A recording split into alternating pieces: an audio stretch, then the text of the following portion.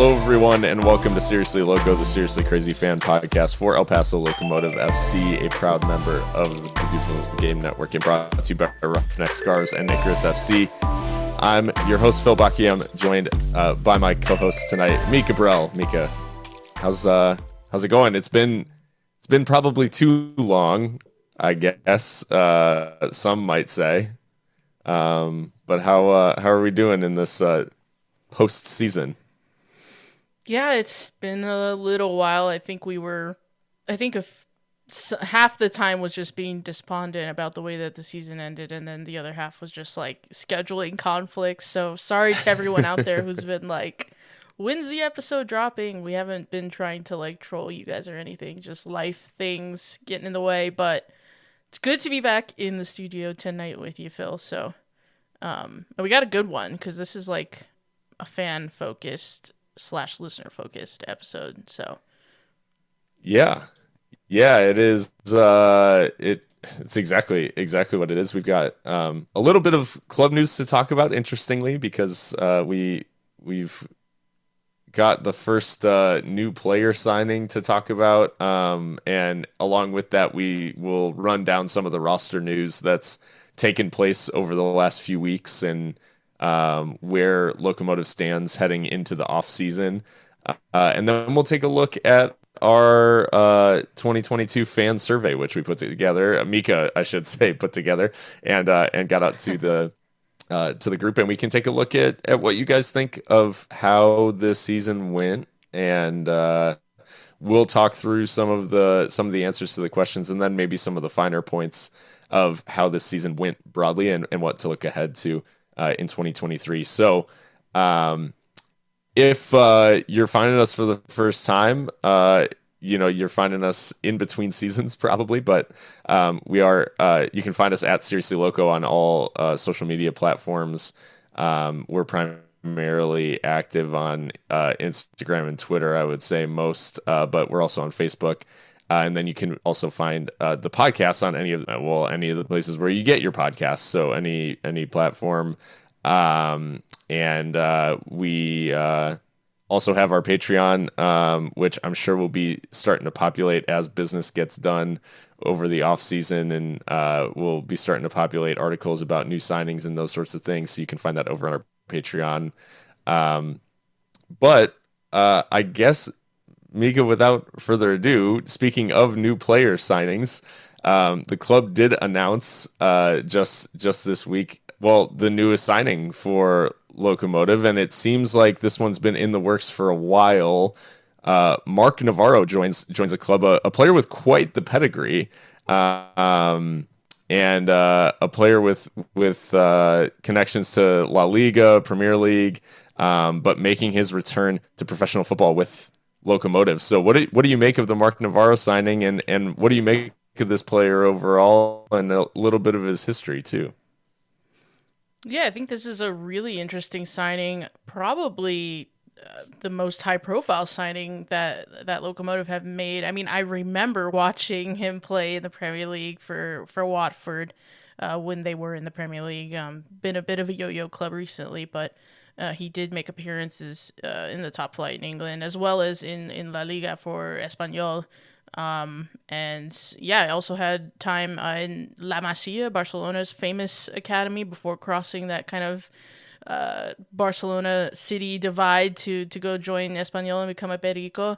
I think he's last played on loan at Leganés, the Madrid side that also have been a bit of a yo-yo club in Spain. So yeah, I mean, he's got by far the most high-level experience recently of our signings, and I would say he's probably the most high-profile, given that he was playing in those levels not even 2 seasons ago. That being said, he hasn't been playing since like 2021 to my knowledge, so that's a bit of a question mark for me, is just how match fit is he. He's a professional, so I know he's probably been staying plenty in shape, but that's quite different from playing competitive football. I think he's probably struggled with some injuries and things there, and but unfortunately in Europe his stock has dropped quite a bit. So Yeah, I think though that for the USL, this could be very shrewd indeed. And like you said, it's been in the works for a little bit with the visa processing and everything. And he did train to our knowledge at the end of the season, towards the end of the season with the crew. So presumably already making friends, making connections with some of the dressing room here in El Paso. So yeah, it's really really interesting. And you would think that the levels that he's played that he'll hit the ground running in USL. But again, if he's fit, we'll have to see about that. Yeah, that is the question mark, I think. And like you said, it seems like a shrewd piece of business by the club, and in an area of the field where depth wise, obviously we did suffer a little bit. He played primarily at right back, although he can play in the center of defense too. So one of the things that I saw floating around out there, and apologies for not giving credit because I didn't take down where this went, but in your opinion, do you think we see him play at right back, or do you think Marc will be employed in the center of defense, given the departures of Andrew Fox, and that being a position that they'll need to focus on as well?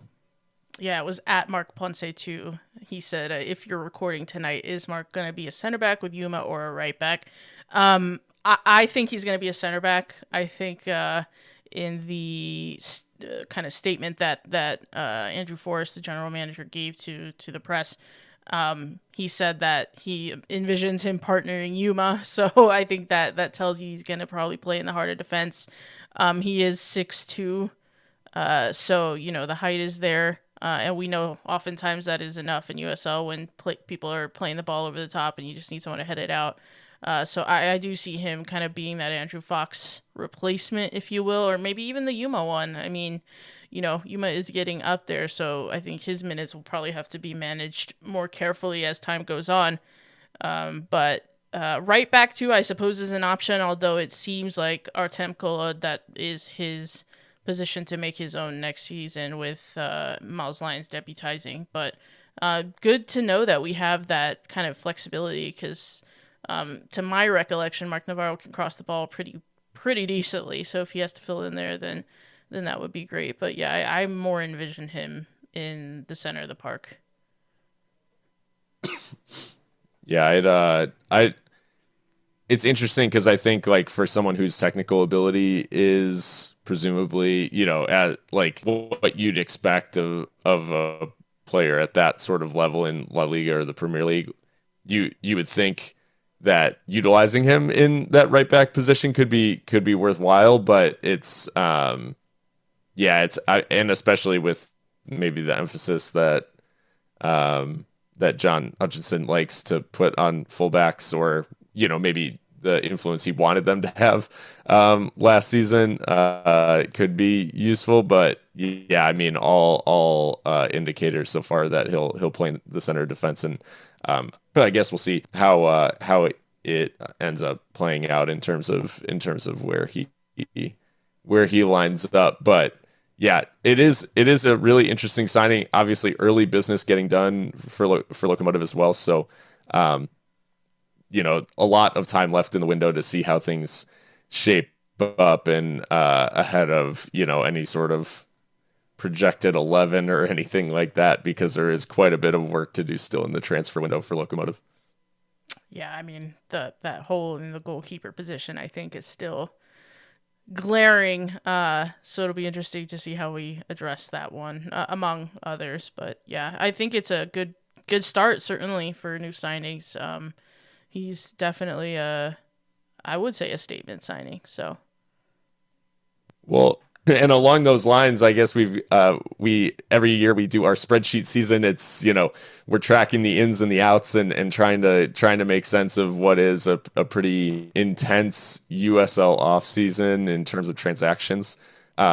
So Mikka, I know we started putting together the spreadsheet, and a lot of focus initially on the outs.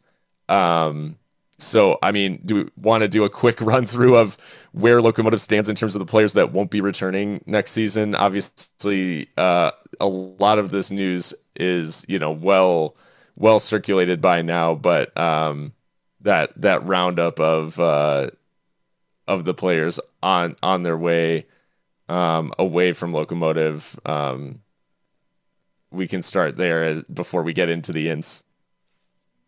Yeah, by all means, you want to just fire off. You want me to fire off the outs? Yeah, I think we just ripped the Band-Aid off. Let's see. All right, let me see. So, I mean, Evan Newton, his loan is ending. I doubt he returns to Vancouver, but that's done. Philip Weigel is leaving. Matt Boehner has retired. Siobhan John Brown is leaving. Harry Brockbank left mid-season.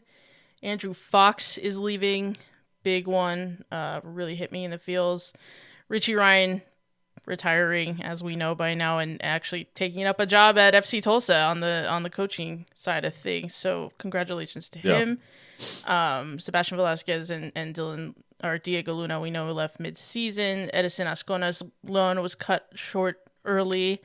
Dylan Mares, another stalwart of the club the past couple years, is on his way out, as well as Cristiano Francois. And then Christopher Garcia's loan is ending, although his option was not picked up by his parent club, Real Salt Lake. So who knows if he's returning or not. But those are the departures that we know of for sure at this time.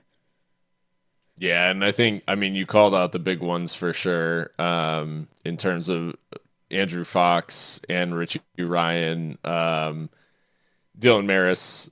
I think those three really gigantic contributors to the club, and in Richie Ryan, a Centurion as well, made over 100 appearances in the end for Locomotive. So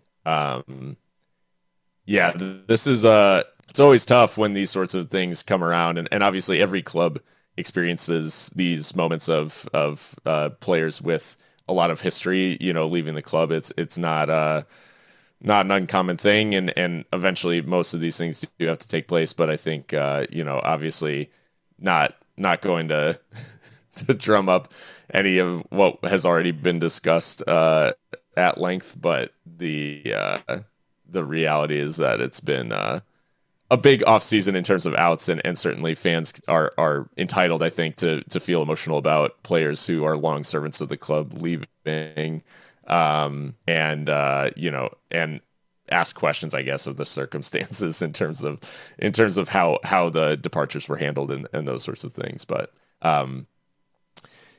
with that in mind, I mean, it's not all bad news, because obviously we do have quite a few players sticking around, and I think the faith was waning maybe after a handful of the departures were announced, but we were able to turn quite a few names green on the spreadsheet for those sticking around. So, do you mind running us through some of the key folks sticking around? Yeah, absolutely. So, I mean, the first one that was announced was, of course, our captain, Yuma Monsalves.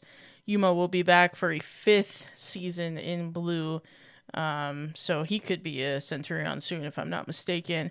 Edo Borelli is also staying. Lucho Solignac is confirmed to be staying. So that is 16 goals and 5 assists last season that we are retaining. Josue Aron Gomez as well, another who's on the way to Centurion status, also staying. And Chapa Herrera, who is an OG as well, staying. And then a handful of the newer generation, if you will, the Hutch signings, the Hutcher signings are staying. Miles Lyons, Artem Kolod, Martin Payares, Ander Giluth, Nick Hines, Eric Calvillo, Liam Rose, Diego Abarca, Joe Maldonado, both of whom were awarded with professional contracts, having graduated from the academy, and Emmanuel Sanupe, and Ricky Zacharias is, of course. So, yeah, a decent contingent who are, we say staying, but a lot of them are just continuing their 2-year commitment under contract. Some that have left were tendered offers and chose to move on. So make of that what you will. But yeah, I think it's a decent enough core that is been retained, and a good mixture of veterans and experience, and the very youngest of the young, the academy boys who were rewarded for their efforts.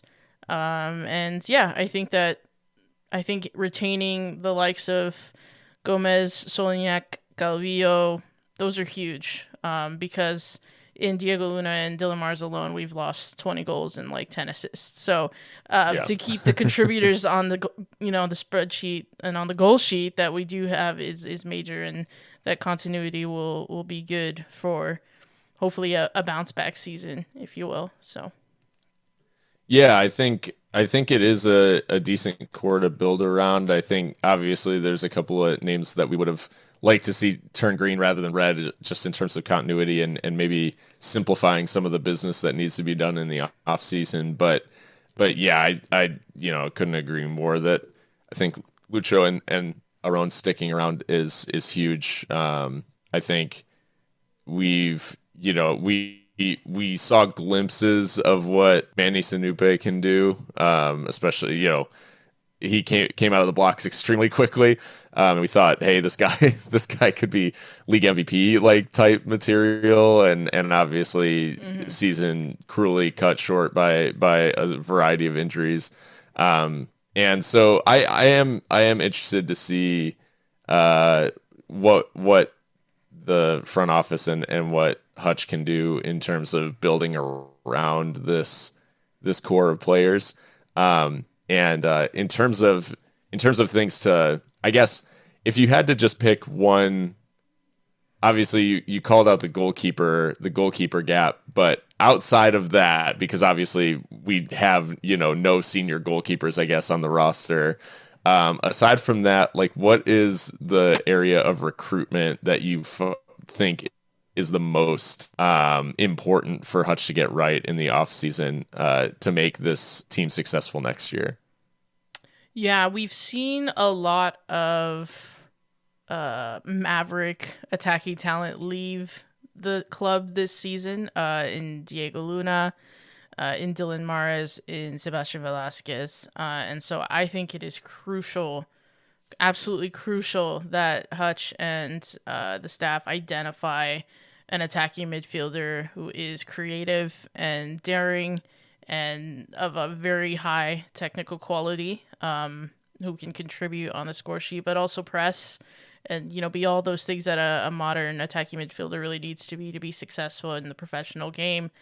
Yeah, in the three of them, there was a lot of creativity between them, and identifying the new generation of locomotive attacking midfielder, I think, is very important, because while we seemingly have that in like Abarca and perhaps Maldonado, I mean, there's no way that you can trot those kids out for the entire season and expect that much from them. That wouldn't be very fair, and I don't think it'd be very successful either. So an attacking midfielder for me is crucial.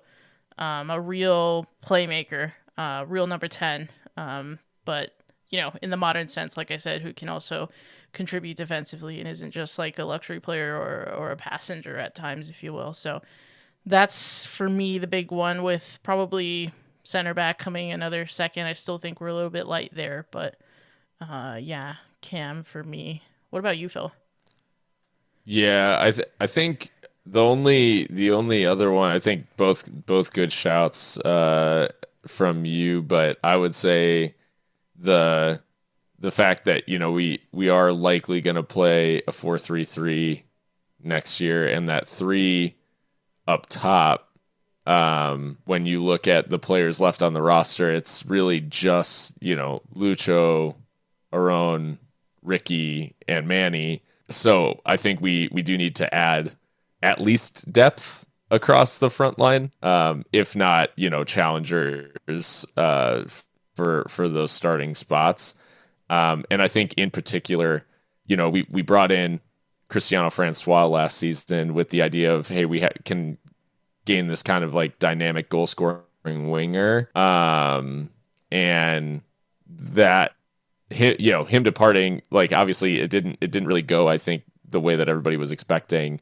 But adding that sort of That sort of player to me, can complement what we have in terms of, because Aron, he'll get up and down the wing and obviously cause a lot of problems just with some of his physicality and the use of his body. The way that he gets up and down, he runs into the channels really well. Lucho is obviously a little bit more of like hold up play, some like playmaking from a little bit deeper, and then obviously just unbelievable like instincts in the box. Ricky is very much like a maybe more traditional winger, in that he like to get out the ball in space and run at people and hit first time crosses, that sort of stuff. So I'd love to see them go and find someone who can maybe connect some of those dots, and maybe not an out and out winger or anything like that, but just someone who has that little bit of turn of pace and a little bit of a finisher's touch as well, from wide areas. Cause I think, ever since Diego left, that's an area where we've maybe not had, as much luck, players coming in off the wing and scoring goals. So Yeah, good shouts. I mean, you could really argue for depth in every area of the pitch. I mean, I didn't even mention the sixth position, because I think that's very unclear. If we're gonna play Liam Rose there, which I think we liked him further forward. I think for certain we like Eric Calvillo further forward. It seems like the faith in Andre Aguiluth is not necessarily there in that position, even though I think that's a shout. But then that leaves you light in the defense. So there's an argument that everywhere could use strengthening, and that's just part and parcel of a USL roster turnover, I guess. So yeah.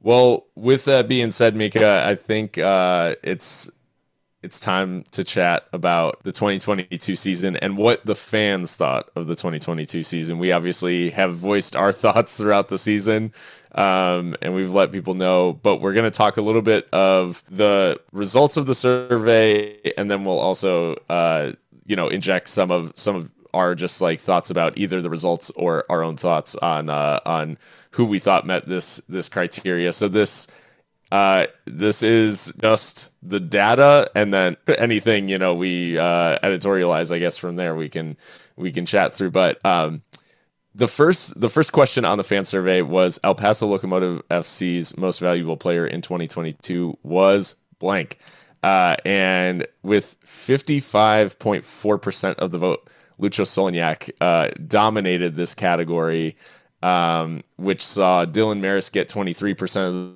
the vote in second, Evan Newton 12.2%, Josue Aron Gomez with 8%, and then Eric Calvillo with the rest. So Mikka, I mean, the stats don't lie. 21 goal involvements for Lucho. Tough to overlook the Argentinian as the MVP this year. Yeah, certainly. I think that, like you said, the numbers don't lie. And without Lucho, we've looked poor. And when he's off his game, we look poor. So by all means, to have Luis garner more than half the vote is not a surprise to me. With Dylan a close second as well. I think Dylan was super important as that secondary kind of goal-scoring option and creative option. And I think Eric Calvillo actually was a write-in, so I think that is really, even though he doesn't get, nearly as many votes as others did, I think that's really interesting that people would go out of their way to call out Eric's performances, because I thought certainly in the second half of the season he found his goal-scoring boots and looked a lot more comfortable and cemented his place, because that wasn't necessarily the case in the beginning of the season. I think Hutch was still trying to figure out how best to utilize him. So, yeah, I mean, overall, though, no chance that anyone but Lucho could have won this category, I think, so. Yeah, there's really nowhere else to look. I think, Dylan obviously up there. And, I think, unfortunately, the way that I think Evan Newton would have been a lot further up had the season started a bit differently for him.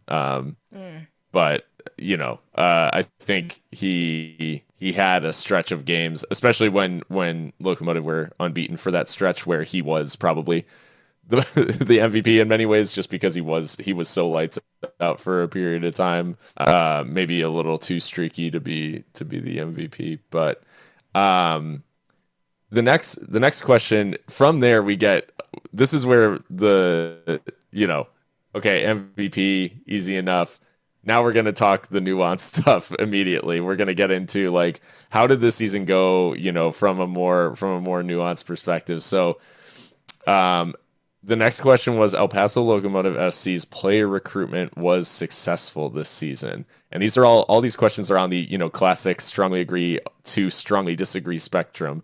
And in terms of player recruitment, pretty mixed, I guess. But overall, I guess we could say between strongly disagree and disagree, that made up, like, I guess, well, yeah, like 63% of the vote, like, went to, 63.5% was disagree and strongly disagree. Yeah.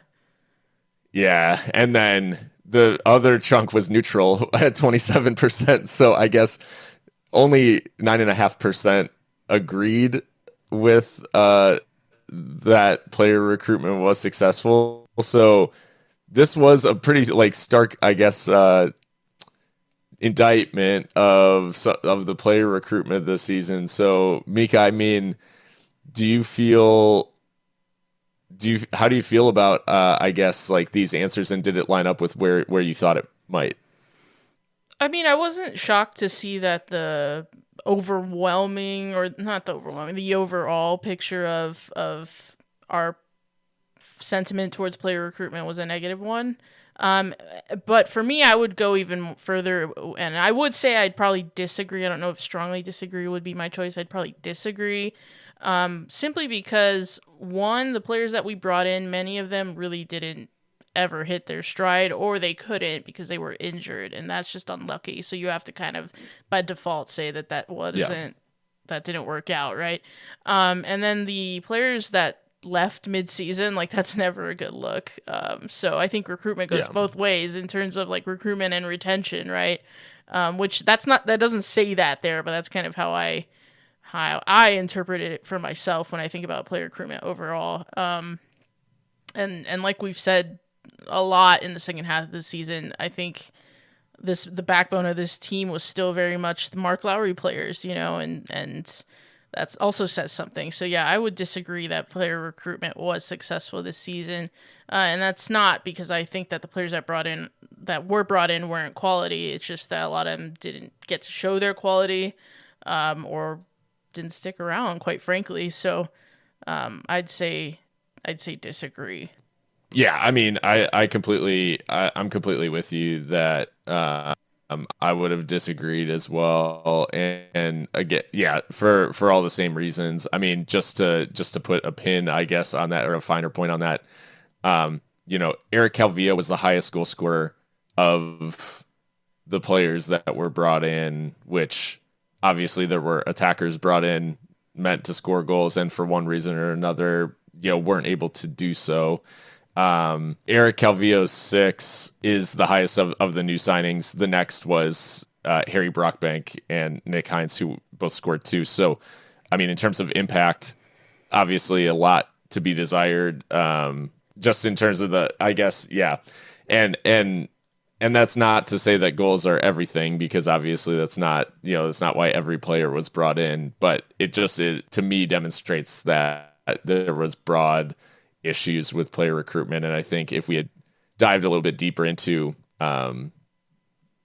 just minutes and availability, all that sort of stuff, I think the data would pretty much bear out that, yeah, like we've talked about, it's the spine of the team remained very much the same as it had been. And that's why I think some of the recruitment pressure for this offseason is even higher. Because now we're replacing additional pieces of a spine that stayed intact through year 4. The next was this is a question that gets right down to brass tacks. El Paso Locomotive FC performed to my expectations in 2022. For here, pretty bleak picture. I mean, we can just say, I guess, that about 10% of people either agreed or strongly agreed, but the remainder were neutral or below for performed to expectations. I mean, not shocking again, because I think many of us, and I think us included, like said at the beginning of the season that playoffs were kind of the minimal expectation. They've missed the playoffs. Is that your thought, I guess, in terms of they performed your expectations? Yeah, this one's I didn't mean it to this way, and maybe I'm overthinking my own question, but it's funny because they performed to my expectations, and that my expectations were pretty low. Because I thought that this would be a struggle of a season. However, playoffs was the expectation as far as like the basement is concerned. Like that was the threshold to meet. And so I would also go with 36.5% of people here who said that they strongly disagreed that El Paso Locomotive FC performed to their expectations in 2022. We all had expectations of the playoffs, because that is what we've been this entire time, as a playoff team. We did not meet that. And I would say we like bottled it in spectacular fashion towards the end, especially against Colorado Springs at home. That really felt like the death knell of our season and our postseason hopes. So yeah, I strongly disagree. And I think so 36.5% they said they strongly disagree. 37.8% said they disagree. So that's about close to 75% of people saying that they were overall disappointed with the way that El Paso Locomotive performed, and it didn't meet their expectations. And then, a good sliver of those folks as well, 16.2%, were neutral. So not much positives in this category, like you said, Phil. Yeah, and missing the playoffs is always going to make it tough, I guess, in that way. But given the core of players that was left, I don't think playoffs were a stretch in terms of an expectation. And I mean, in the end, it really did take it. We did take it technically the distance, I guess, in terms of like we stayed in the playoff hunt until like our last game of the season, and just bottled it in the last two. So yeah. The next question was, I feel emotionally connected to the club and the players. Mikka, you pulled out all the stops on this one because trying to make people feel things. But I think this actually tells it tells a pretty positive story, and maybe this I'm not sure. I guess I'm interested to dive into it, because about 86% of people, or nearly 87% of people, I guess, said they either strongly agree or agree, which is obviously a huge slice of the total responses. And I guess despite a down season, a majority of people do still feel that connection to the club. Yeah, this one kind of not surprised me, but it was surprising, like in a good way, in that, like, despite the fact that we quite frankly failed at the one objective that I think we had for the club, which is, keep being a playoff team, the fact that people still feel emotionally connected is important, because that kind of goes hand in hand with success sometimes. Is like, if the players and the coaching staff can feel that they're supported, they, might perform better and what have you. I think my thought behind this question too, though, was seeing if that sentiment was still there, because there has been a marked decline, I guess. I don't know, just based on what I've gathered talking to different groups of fans, of like feeling that. So it was surprising in that way that people still felt this way when it came time to answer the survey, because there has been this kind of iciness, if you will, between John Hutchinson, or so it would seem, and the fans, and the relationship's just not the same as it was with Marc Lowry. Because he's not Marc Lowry, he's a different person, he's his own man. So, but yeah, he's not as gregarious, one might say. I mean, he's perfectly approachable, and like he'll talk to you about football and stuff at the coaches shows, but he's not nearly the showman, if you will, that Marc Lowry was on match days. He's very businesslike on match days. So it was interesting to see that people still, in spite of all of that, felt emotionally connected. And I would say that I agree too. I mean, that's why some of the things that happened this season were so disappointing, because I am connected to this club as a fan, and they're representing my city and what have you. So I would agree with this as well. I think this is one that in terms of the fickleness, I guess, of this sort of response, I don't think it's obvious. It's obviously harder to lose like the hardcore fans' connection with the club, because they have invested a lot, probably money wise, in terms of like buying season tickets, that sort of stuff, but they've also invested a lot of time and energy and just the heartache and all of those things that we feel as fans. And I think at the end of the day, it is easier to lose this, but I think the club does have to be mindful of these sorts of things, because once you lose it, earning it back is really, really hard too. And that's where I think it's one of those things where it's obviously not something for the club to worry about, in the sense that, like, I think the hardcore fans are going to be there and feel this they clearly feel this connection.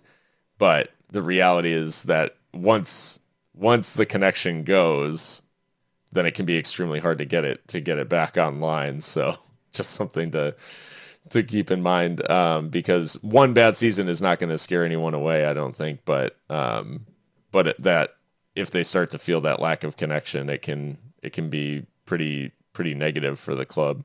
And it leads to, I mean, I think we've both seen, like, in cases abroad, the toxicity or whatever that can permeate a club, and it can have ripples onto the field as well, in terms of the product and like players' confidence, that sort of stuff. So yeah, it's something to keep an eye on, but I don't think, obviously it is good news to see that that people do still feel the connection, and I was pleasantly surprised by the responses there.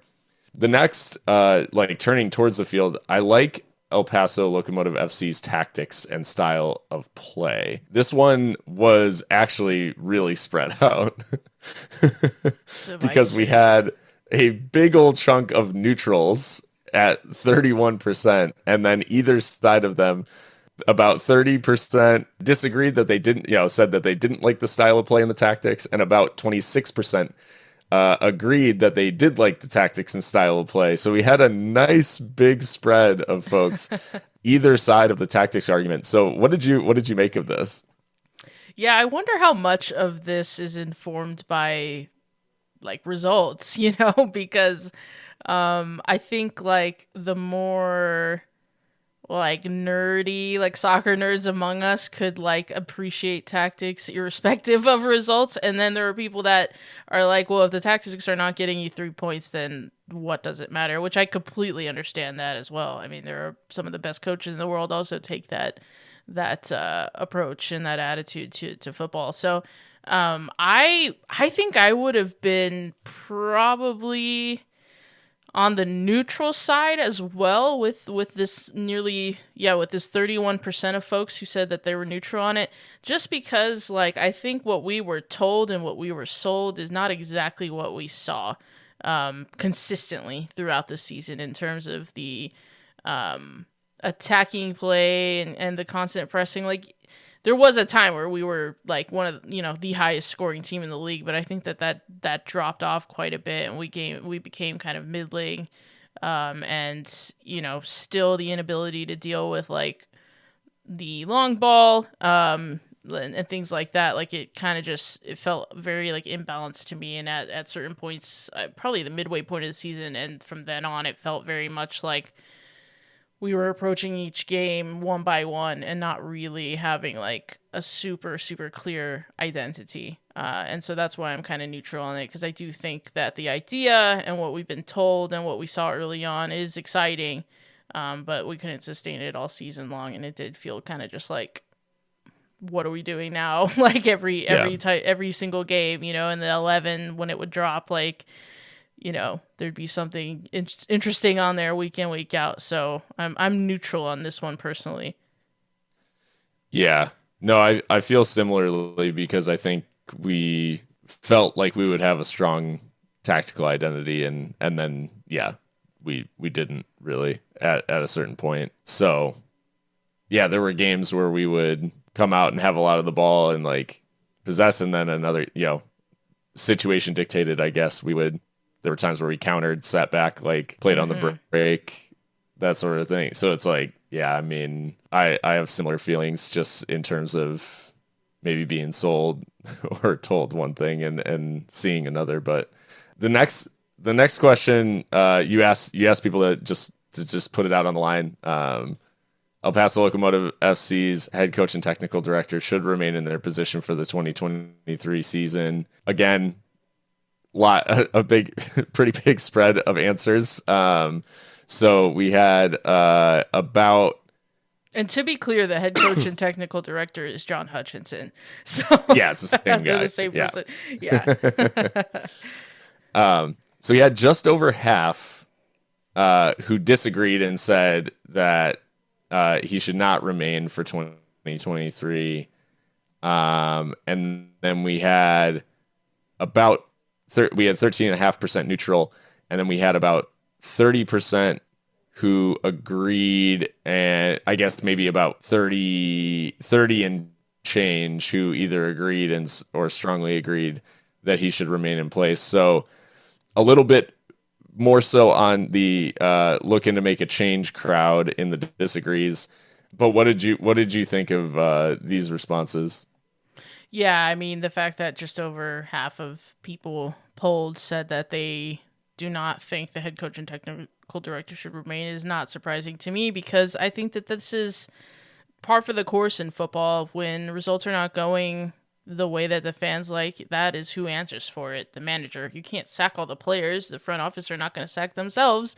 So you look at the manager, right? And in our case, the manager, or, you know, the head coach and the technical director is the same person. So I'm not surprised by these results. I am also neutral on this one, just because I'm not comfortable like necessarily calling for the man's job. I think that's for fans to decide for sure, and for themselves, and I don't want to like sway anyone one way or another. But I truly am just neutral on it, because I do think that while there were things that I really didn't like about this new regime, if you will, I do think that there are things that were out of their control. And so I give a little bit of grace for that. And I think it was always going to be a bit difficult when you're transitioning away from literally the manager that helped found the club. So I'm neutral on this, because I really do think there are times that I'm like, this cannot continue. And then there's other times where it's like, well, I don't know what that person or what this coaching staff could have done about this, you know, other than what they are doing. So I'm personally just neutral on this one, with apparently 13.5% of folks who are neutral as well. So we're kind of a minority, to be honest. So yeah, people are pretty much on one side or another. That's true.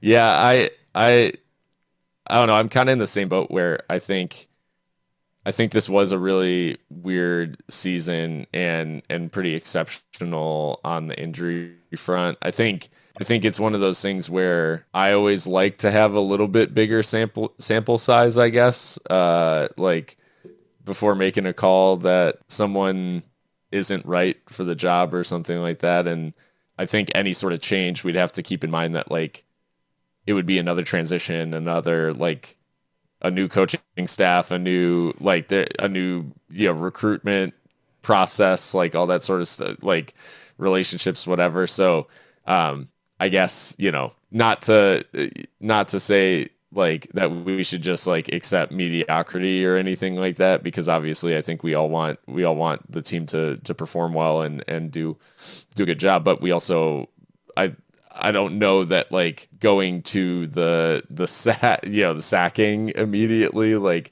creates what we envision, because it would be a process of rebuilding a lot of stuff anyways. So I think anyways we probably just need to be really sure before we make a decision like that. And I think we did see glimpses last season of the team that I think we thought we could have had last year. So yeah, I'm willing to say like let's see how 2023 goes, and then obviously from there make maybe the tough decision if it doesn't go well. But the next question was El Paso Locomotive FC's general manager should remain in their position for the 2023 season. And just in clarifying, obviously we talked about head coach and technical director, that's John Hutchinson, general manager Andrew Forrest. So for this, there was a larger swath of neutral, 31.5% were remain neutral on this, with 28.7% agreeing that he should stay in his position for the 2023 season. And then we had roughly 40%, 40 and change, I guess, of disagreeing and saying that Andrew Forrest should not remain in the general manager position for the 2023 season. So interested in your thoughts on this, maybe a little bit further away from the pitch. So maybe that explains more of the neutral responses. Yeah, no, that's exactly what I was going to touch on is I'm not surprised to see the pretty big, almost a third of people saying they're neutral on this, because I don't think people really understand necessarily, not, I mean, maybe that's a bit presumptuous, but I think some folks are not aware of like the hierarchy at El Paso Locomotive and really who's making a lot of decisions and how things work. And Andrew Forrest and Alan Ledford, of course, the president of Mountain Star Sports Group, are very, very much the bosses of this thing, along with John Hutchinson when it comes to player recruitment. So that's, I'm not surprised that people are neutral on that, because that's a little more like obscure, we don't see that on the pitch. They're not always fronting up in front of the press and things like that. So, I mean, me, the proverbial fence sitter, I'm also neutral about this. I think like, if I were to disagree, it would be because of the Richie Ryan situation. I do think that is really a stain on the season and on the club in general, and I worry for what that means for our reputation and, the player transfer market and just generally. Does that make us a less attractive prospect for players that want to come play, in USL? But at the same time, like, getting really pragmatic here, like part of the general manager's job is to make money for the club, and they do that. And being solvent in the lower divisions of American soccer is a pretty big deal, So in that sense, like as kind of bleak and maybe a little bit cynical and not football related at all as that is, like I do have to kind of give credit to the front office and that for having a sustainable sporting franchise, if you will, because clubs at our level have failed in much quicker fashion. So I guess I got to give credit for that. Yeah. I mean, we don't have to worry about like whether or not the club is going to exist, which is nice, and that's. Not every city can say that, I guess. So yeah, it's an absolute, I mean, that is absolutely a positive. We're running, they're running a good business. I think where we could maybe see an improvement is just in some of these more like some of these tougher situations. Obviously, if you have to make a like business decision, then you have to, and it is what it is. But I think the club's handling of certain things, particularly like, I mean, obviously not going to beat it to death, but Richie situations, And then player departures, like I think the way that obviously the way that Matt Boehner's retirement juxtaposed with the departures of Richie and the likes of Andrew Fox, who have also, been at the club since day one. Those sorts of moments, and I think thinking through the community sort of impact of business decisions, I think like in any sort of like business setting, you take all of your stakeholders into account, right? Like, and you think about how you're going to communicate decisions to not just the people directly involved, but the people who are impacted by your decisions. And that's where it has to be thoughtful about how they treat some of these situations, because unfortunately the track record is starting to stack up in terms of players who are, good servants of the club captains, just either being like unceremoniously dismissed, like in this, along the lines of what happened with Chiro and Toko, Omar Salgado. I mean, Nick Ross is another player, where all of a sudden he was just kind of off. Macca King, like just sort of off. And so now with Richie and Foxy departing in the manner that they did in close proximity to like the on-field ceremony for Matt Boehner, who, don't get me wrong, great, seems like a great guy and, long-serving player in USL, but in terms of impact at Locomotive, certainly not as high as someone like Richie or Foxy. So understanding that, the players develop relationships with the fans, develop relationships like outside of the organization.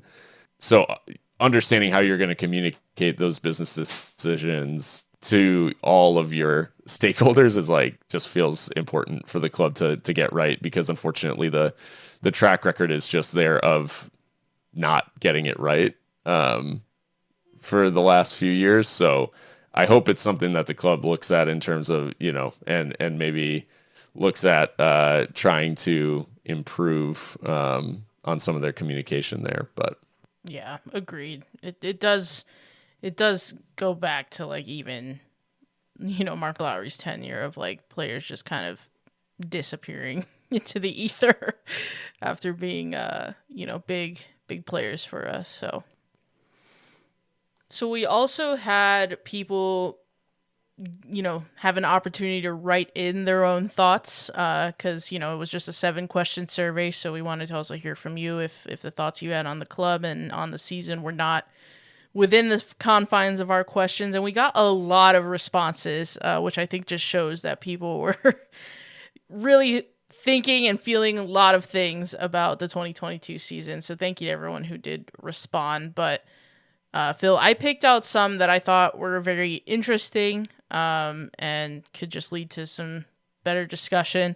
Of course, we're going to, these are all going to remain anonymous, but I'll start off with what I thought was a really interesting take. And it's a little bit long, but still some good things here. So this person who responded says, I want to give Hutch another year. I think he has very interesting ideas, and we played some inspired, attacking, and fluid football at some points.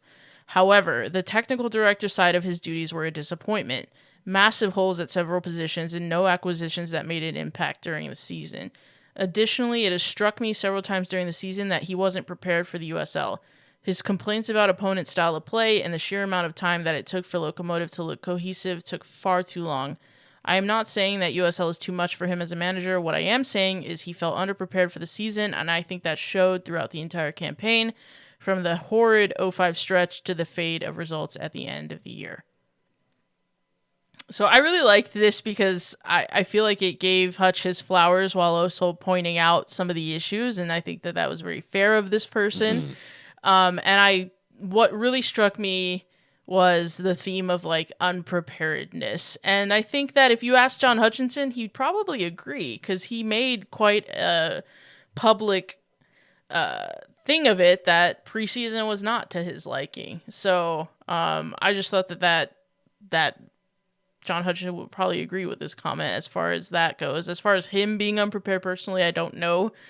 I it did grate on me a little bit though when he would talk about the long ball, because it almost felt like it was like our football. Locomotive could never, and it's like, okay, that's fine. We don't have to play like that, but you have to learn how to respond to it because it's effective. It's effective at this level and Right. at much higher levels than ours. I mean, stick it in the mixer. That's a thing. Like, and if you can cause some chaos in the Yeah. box in USL, like, you have a goal scoring opportunity. So yeah, I can see where this person is coming from and being irritated by that kind of theme, because it was like, yeah, we know, and we know that you don't like it, but like, deal with it, kind of thing, and come up with a solution for it. And I don't think that we ever really did. So that, and like the counterattacks sometimes, I think it got better a little bit, but like, certainly that first half of the season, it was like that was the surefire way to hurt us, is to put the ball behind the fullback or over the head of Yuma or whoever, and challenge Evan Newton early when he was still getting to grips with playing again. So I just thought that this take was fair and balanced, and all the things that you want out of someone trying to think critically about this season. So Yeah. I think the interesting thing about this comment for me is being prepared for the USL, like, because as you said, I think preparing for opponents stylistically and understanding what your opponents are going to try to do to hurt you kind of transcends levels. But USL does have some unique challenges in terms of, playing on baseball fields that are smaller, like smaller pitches, or playing on a small pitch at the swap and then immediately turning around and playing on a gigantic pitch in, at HEB and out in Edinburgh. So there's all kinds of different challenges that you're faced with. And I guess like the easy button is to say that, oh, USL, like, the surface sucked, the ref sucked, there's a lot of like easy excuses that USL does give. And, we're the first to be critical of those sorts of things, like when they deserve to be called out. But at the end of the day, this is a results business, and it is your job to solve those problems, like to try to either mitigate like things like playing surface or, not giving the referee like decisions to make, that sort of thing. But like, yeah, adapting to your opponent's style. You would come across a long ball team in, yeah, literally any league on earth. Like, it's not like specific to USL. So yeah, I think I just liked it in terms of, at times like the disparaging talk about the league can, like, don't get us wrong, we'll disparage right along with you, but at the same time, like, these are questions that need answering.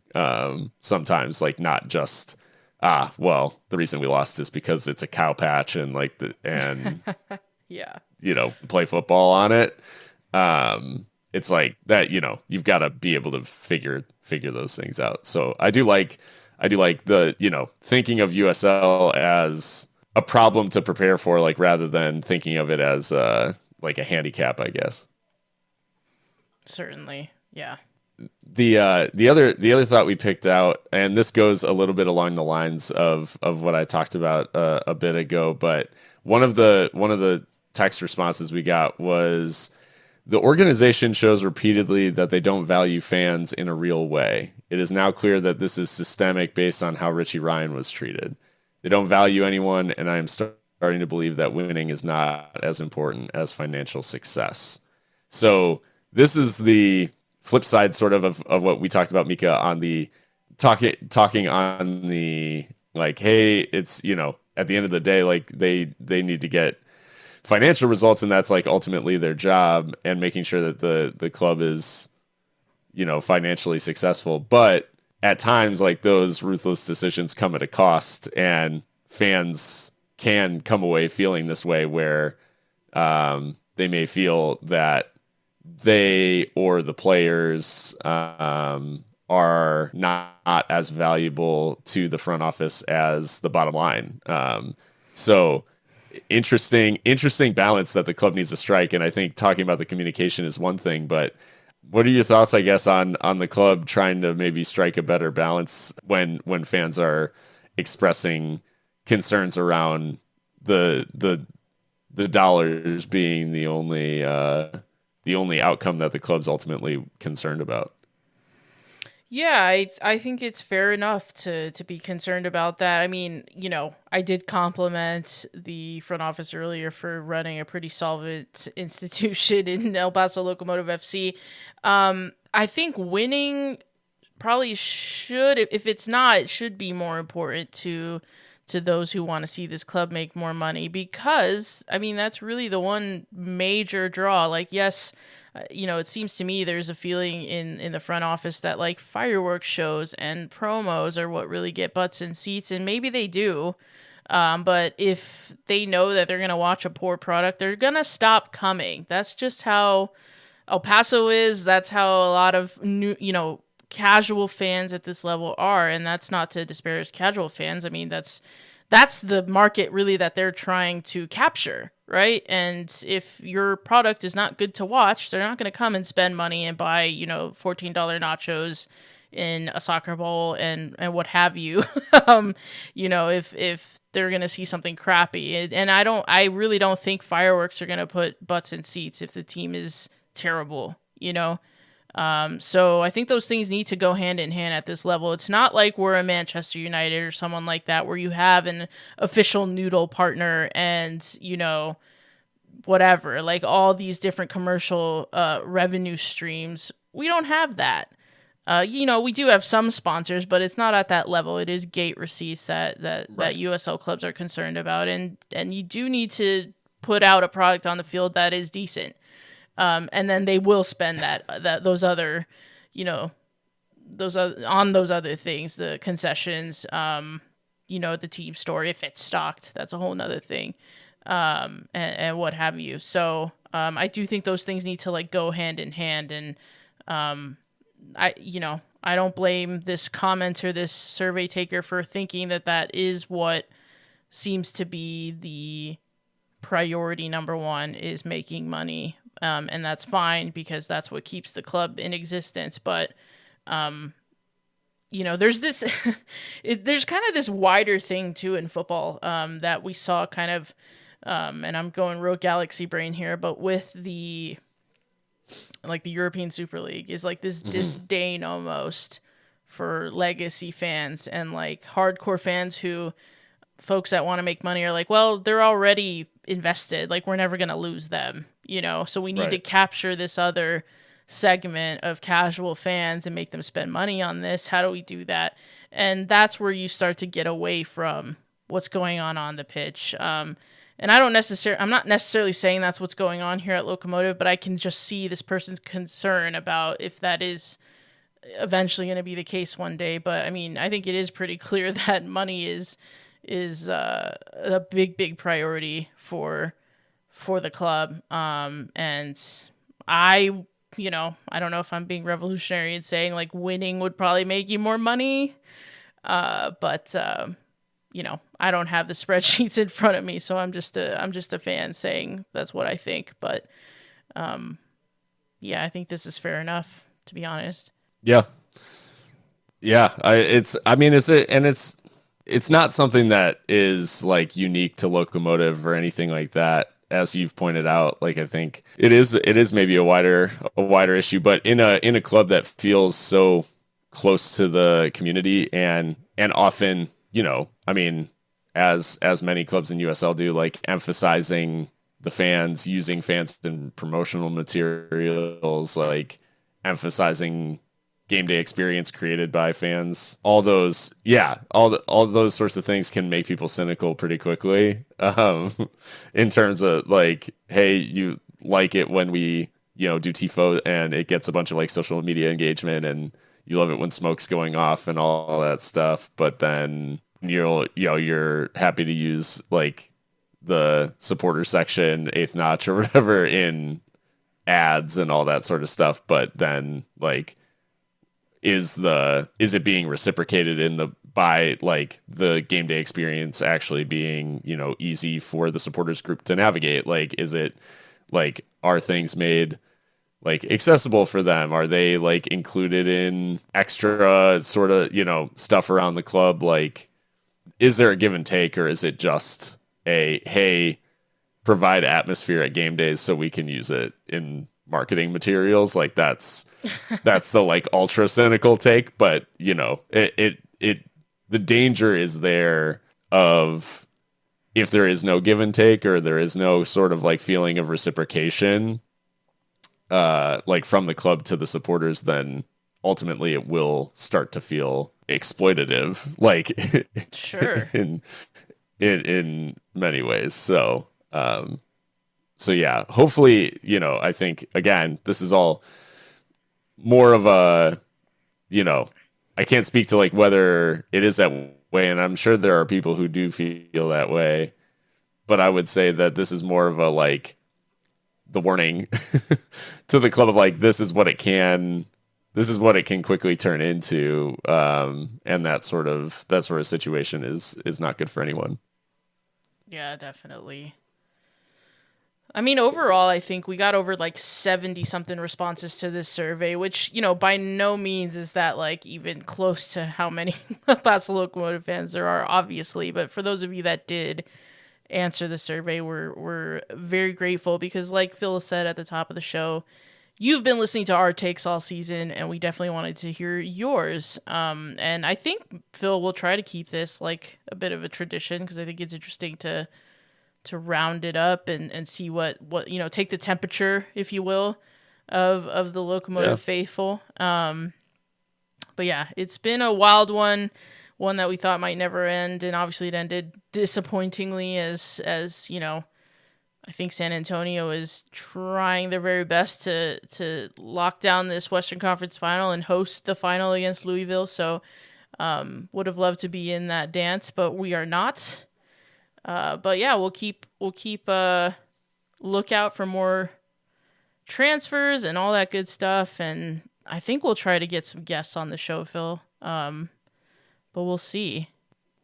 Yeah, I would love to see the survey made annual, and hopefully year over year we just get more and more people involved, and it turns into just a place for the fans to feel like their voice is being heard. And I think, we like to think of ourselves, and hopefully it is for anyone listening to this podcast, we feel like the podcast is an outlet for that. And so interacting with us on social media, sending in questions for the podcast, like it is a way for your voice to be heard. And hopefully we can continue to be that, as we move forward into season 5, coming up here.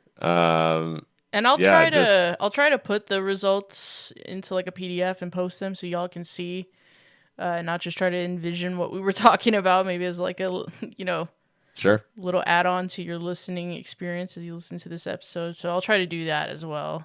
Cool.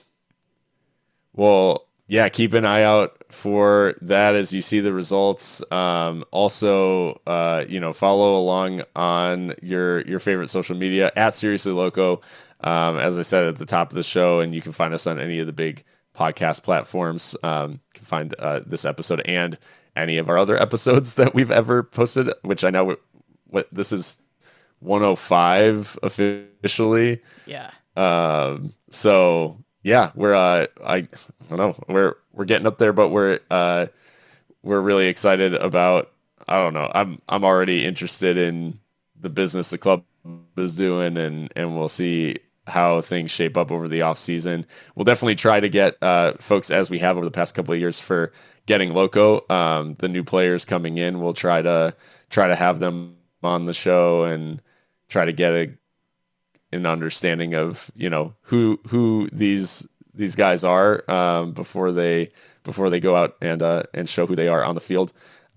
Yeah, I guess our next episode will likely be after there's some significant roster moves, so it may be a little bit before before we're back.